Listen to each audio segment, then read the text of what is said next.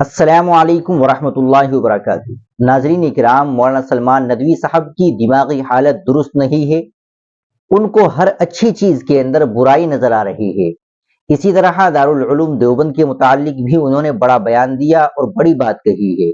وہ کہتے ہیں کہ دارالعلوم دیوبند اندرا گاندھی کا مدرسہ ہے۔ دارالعلوم دیوبند کے یزید ملوں نے دارالعلوم دیوبند کو دو ٹکڑوں میں بانٹا، مظاہر علوم سہارنپور کو دو ٹکڑوں میں بانٹا، جمعیت کو 4 ٹکڑوں میں بانٹا، تبلیغی جماعت کو 2 ٹکڑوں میں بانٹا۔ آپ ان کا پورا بیان سماعت فرمائیں اور اس ویڈیو کو دیکھیں۔ خطرناک قسم کا مسئلہ ہے، لیکن کیونکہ بہت افسوس کے ساتھ مجھے کہنا پڑتا ہے کہ دیوبند کے 2 ٹکڑے ہوئے۔ سن 1980 کی بات ہے، اور ایک دیوبند حضرت مولانا محمد قاسم نانوتوی رحمۃ اللہ علیہ نے قائم فرمایا تھا، اور ان کے اہل بیت اس کو چلا رہے تھے نہایت حسن و خوبی کے ساتھ۔ اور واقعہ یہ ہے کہ حضرت مولانا قاری محمد طیب صاحب رحمۃ اللہ علیہ، جو حضرت مولانا قاسم نانوتوی رحمۃ اللہ علیہ کے پوتے تھے، اتنے نفیس آدمی تھے، اتنے زیادہ ربانی عالم تھے، ایسے بزرگ اور اللہ والے تھے کہ ان پر شبہ کرنا جائز نہیں۔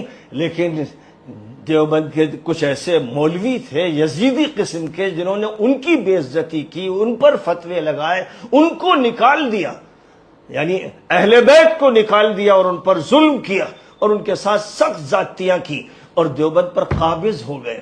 اب ظاہر ہے کہ وہ دیوبند پر قابض ہوئے اندرا گاندھی کے ذریعے، تو یہ دوسرا دیوبند جو اصلاً پہلا تھا جس سے اہل بیت کو نکالا گیا، یہ دیوبند اندرا گاندھی کا ہے۔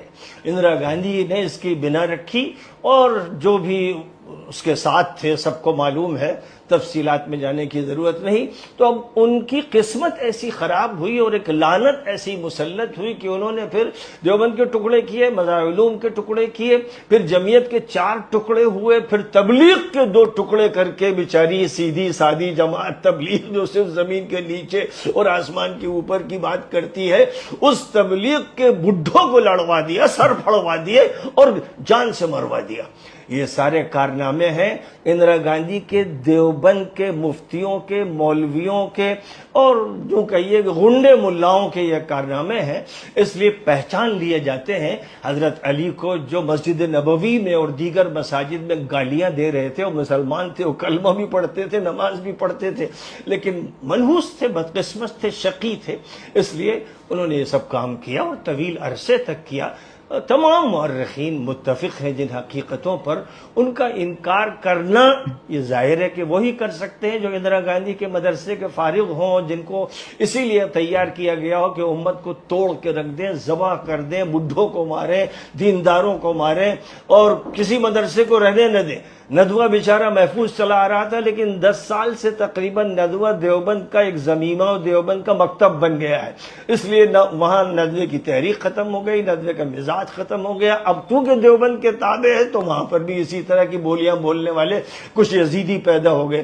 تو یہ تمہید تو بس ایسی تھی۔ میں تو خلفائے راشدین کا تذکرہ کرنا چاہتا ہوں، اور نبی پاک علیہ الصلوۃ والسلام نے جن کو جنت کی بشارتیں دی